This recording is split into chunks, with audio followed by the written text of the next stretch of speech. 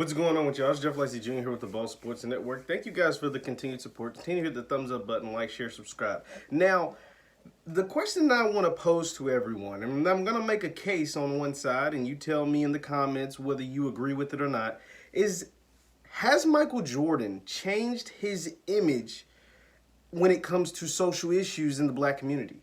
You know, to the black community, do you believe Michael Jordan is more of a hero now than ever, than he ever was during his playing days? Now, obviously, Michael Jordan was the most popular. He probably at his peak was the most popular athlete to ever walk the earth, right? Simply because he was the best basketball player. He did a whole bunch of winning, and he didn't lose a lot. And he was aggressive, and he was a dog, and he worked hard for everything, right? Like, Michael Jordan wasn't given anything. Like, he was drafted to probably at the time the worst basketball organization in the NBA, or one of the worst. I mean, like, we all saw The Last Dance. They were what would they call them? The circus, the cocaine circus or something like that. Like, the Bulls were trash. Like, big trash. And Jordan comes in there as the third pick, not the first pick, as the third pick, and just changes the franchise completely. They became, the most successful franchise of a decade in modern basketball. Nobody had won that much, 6 championships over 8 years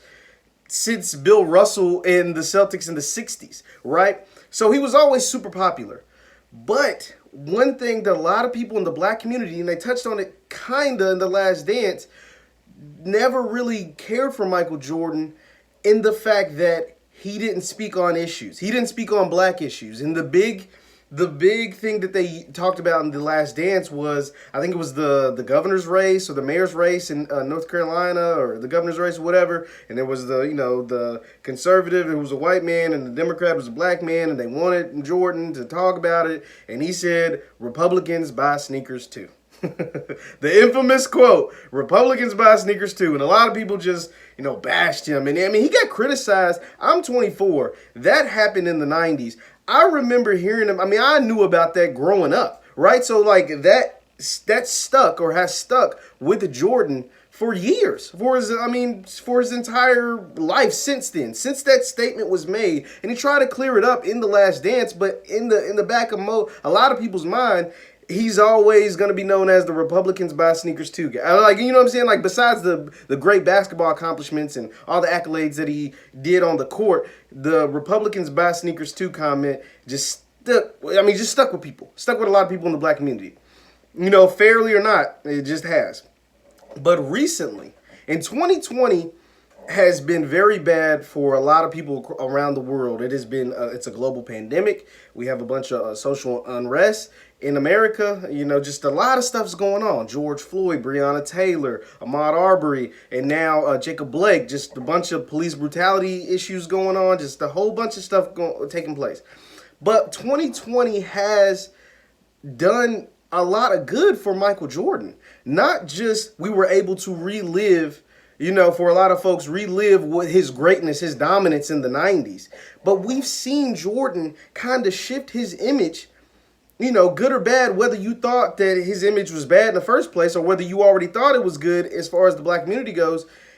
We've seen it change. I've seen it change. I've seen a more outspoken, a more vocal Michael Jordan when it comes to social issues. And that, I have to applaud Michael Jordan, because that is amazing. And the thing about Michael Jordan is, and he tried to make it clear in The Last Dance, he's donated to political campaigns. He's done this for years, for decades.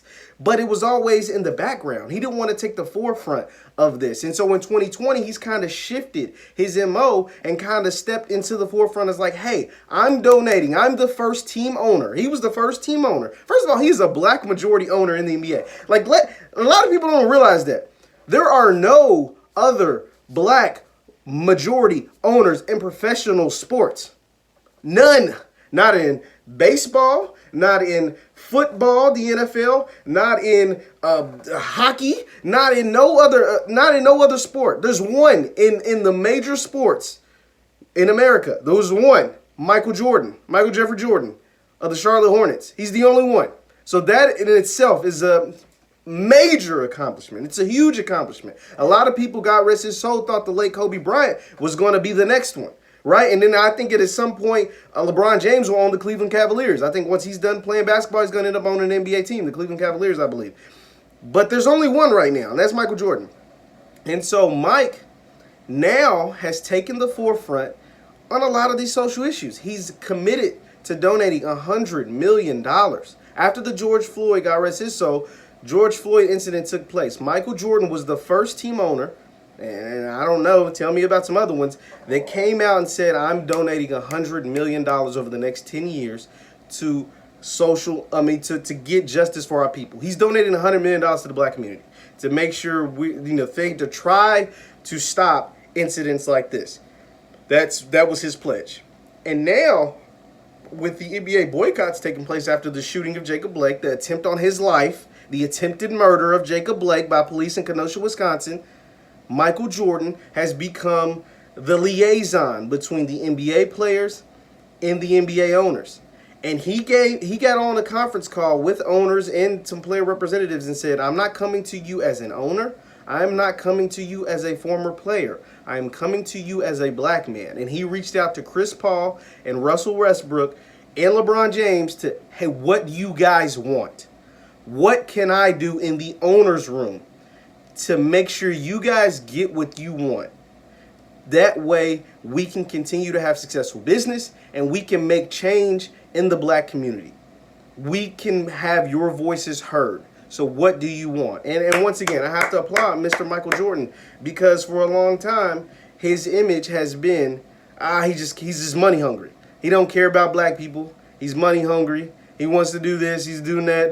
Fair, right or wrong, that has been, I wouldn't say that's been the majority, but there's been a lot of people that have felt that way about Michael Jordan. And now I believe even to those people, he is changing his image.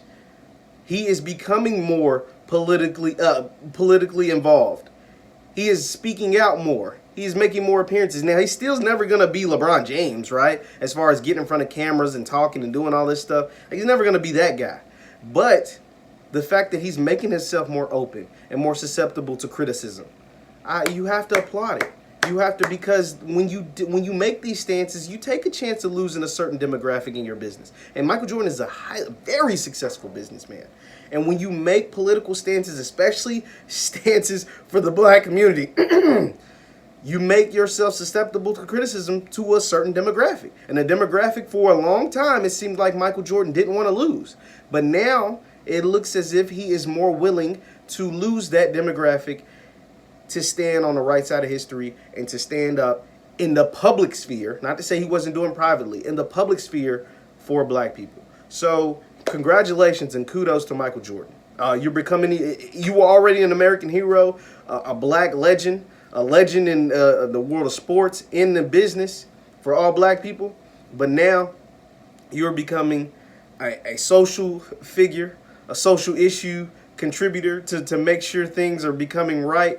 And trying to get rid of civil unrest in the black community. And so you can't do nothing but respect that, love, and congratulations to Michael Jordan because you are making a difference. You are making a difference. Simply by being an NBA owner, you're making a difference. Seeing a black man, not just a former player, but just a black man as an NBA owner, as the only major sports owner, black majority owner in American sports. That right there is an accomplishment in itself, and we're never going to diminish that.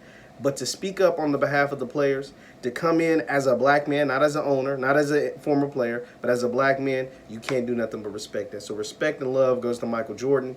And to see that growth, whether you like Michael Jordan now or you liked him back then or you like him more than ever or whatever, just to see that growth in a person, because that's the thing, you can always grow, and it's never too late to start defending for black people. It's never too late to make your views public and let the world know that I'm standing with my people. It's never too late for that. And thank you for Michael Jordan to do that and to continue to push that narrative and to let everybody know, we're here to stay. And we're black people and things need to change.